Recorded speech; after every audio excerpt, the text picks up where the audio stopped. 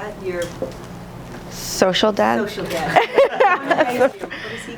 Have you talked to him? We just talked a week ago because I was giving this talk. I don't see him as much. We just kind of I just had to tell him that we knew because it was like an elephant in the room. So he was really nice. I mean, it said all the things, like, we just wanted a baby, we love you no matter what. But I haven't talked to him like I've talked to my mom. I felt like I was able to really express myself to my mom in that you shouldn't have lied to us, like you should have, that we are so open, we have such this open relationship, we share so much. So it's unfair, but I feel more anger I felt more anger toward her. Yeah. In the back, first. Yeah. So what was the journey of, obviously it was very traumatic for you when you found out. What was the journey of forgiveness for your parents? I'm sure that was... So my mom at first, like, she was great in that she was just very, very supportive. She helped me read the letter that I wrote to my bio dad. She was there kind of every step of the way. There were some boundaries that I had to put up, like she would joke about it sometimes, and I'm like, I can joke about it, but I don't want you to joke about it because it's not funny. Or she would say things like, there was never a good time to tell you, and there was so many times. But it's a struggle because I think I would have never found out if I didn't do this, and that makes me mad. But she came, she lives in Florida, she's come up, we've spent weekends just talking, we still talk like all the time, and I think just being really honest with her about what I needed to get through this has been really important, and she's been really receptive to that too. I don't know if you can answer this, but what if you had been told at a young age this story and you knew a bit of your medical history? Do you think you still would have done the DNA test and looked for your bio?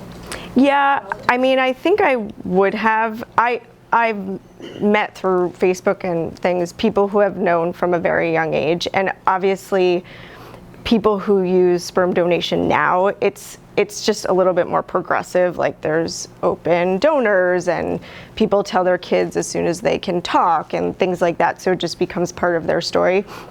But yeah, there's just this like crazy curiosity to know who I'm related to biologically.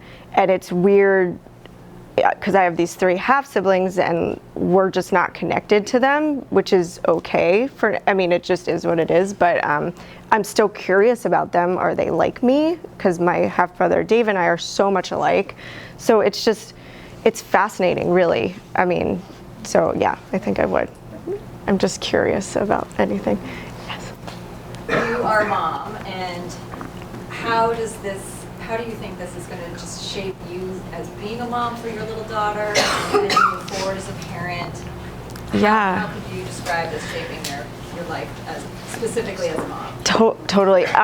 It's really weird. I've heard this from other people. When I first found out, I had this weird out-of-body experience where I'm like, is that really my biological daughter? Like, it was just such a weird feeling.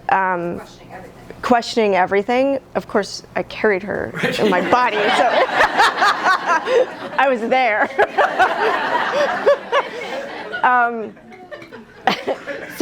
But my half brother and his wife came to visit, and well before that, I just started telling her what the deal was, and I was like, I didn't go into great detail, but I'm like, to make a baby, you need an egg and a sperm and pop-up dinner. I had to go through all that at a level that someone her age could understand.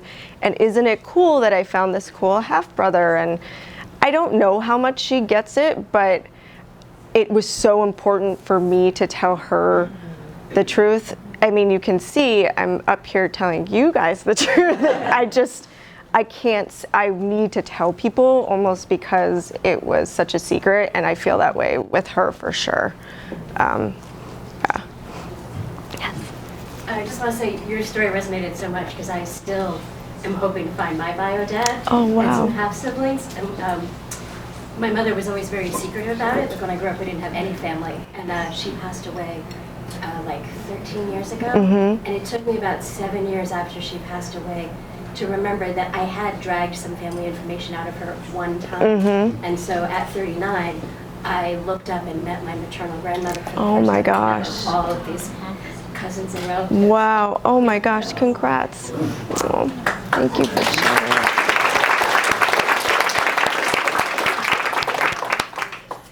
I can say your story strongly resonates with me also, and I grew up as an only child with a single parent and met my dad when I was first 20. Oh, wow. But he had been married with another family already, and so I had 3 half-sisters. Then I met when I was 20.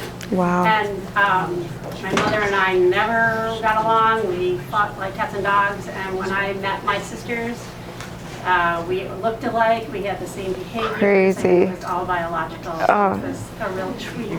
It is really. Apart. It's so wild. Yeah. Thank you for sharing that. Is your biological dad a different ethnicity than your social dad? Oh, yeah. And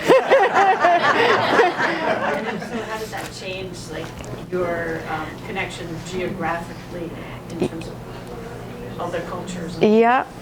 So I really identified with being Italian, even though I don't look Italian, but I was like, I'm making the gravy and I make the meatballs, and I really identified with it. Looking back, I think I just loved that side of my family because they were like, you know, very Italian, and you can imagine. So that was really hard for me to not be Italian anymore.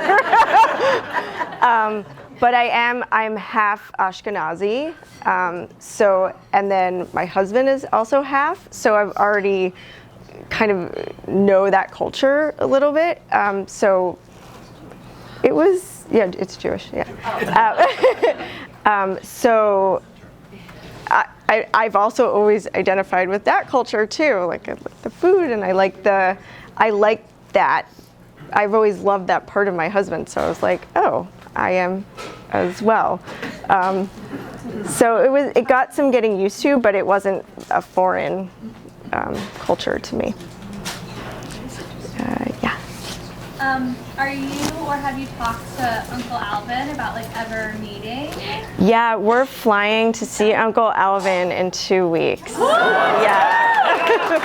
Yeah. Yeah. We are getting, so I turned 40 in a couple weeks, and my half brother's coming up for that, and he's like, let's just get on a plane and fly to Philly, which is like not very far. So we're gonna go see him. Yeah. It'll be wonderful. It'll be awesome. Yeah. I think we need a part 2 to this.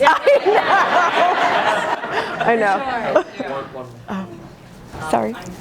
It doesn't sound like you've ever connected with the sperm donor father. No. No. I think his way of connecting was sending Uncle Alvin. But I hope someday, but I can't like base everything, like be rooted to that. I just have to kind of move on, and if it happens, it happens. But I just want to comment, as traumatic and life-changing as this has been, it kind of, in this century with so much kind of transferring of reproductive biological material, it just kind of is a way for me to think, well, we're all just part of a big family. yeah. And I'm 100% Italian, and I welcome you.